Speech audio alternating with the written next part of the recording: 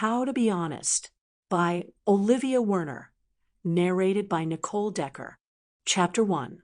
The Space Between Words. There's something peculiar about the way we hold truth in our mouths, letting it rest there like a stone, smooth and heavy. We turn it over with our tongues, considering its weight, its texture, the way it fills the spaces between our teeth. Sometimes we swallow it whole. Other times we spit it out with such force that it shatters against the walls we've built around ourselves. Honesty isn't a destination. It's not even really a journey, though that's what self-help books would have you believe. It's more like breathing, natural, necessary. Yet somehow we've managed to complicate it beyond recognition. We've learned to hold our breath until our lungs burn, to exhale half-truths and inhale convenient fictions.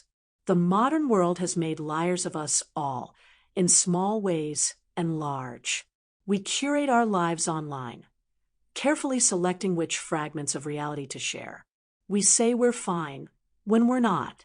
We pretend to like things we hate things we secretly love, and somewhere in between we lose track of what's real.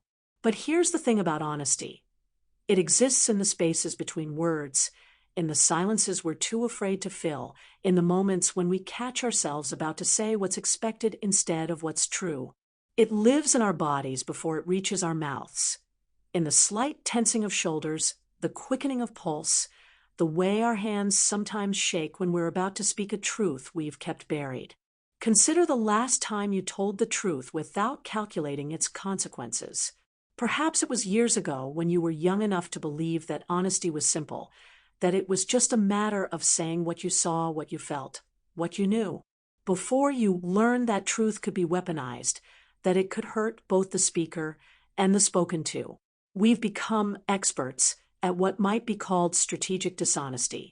We lie to protect others' feelings, to maintain social harmony, to avoid conflict. We lie because sometimes it seems kinder than the truth, easier than the truth, safer than the truth. We've convinced ourselves that these aren't really lies at all. They're social lubricants, necessary fictions, the grease that keeps the machinery of human interaction running smoothly. But what if we're wrong? What if these accumulated untruths, these small daily deceptions, are actually sand in the gears? What if they're slowly grinding us down, wearing away at our ability to connect authentically, to know ourselves, to be known by others? Honesty begins with the self, not in grand gestures or dramatic confessions, but in quiet moments. Sample complete. Ready to continue?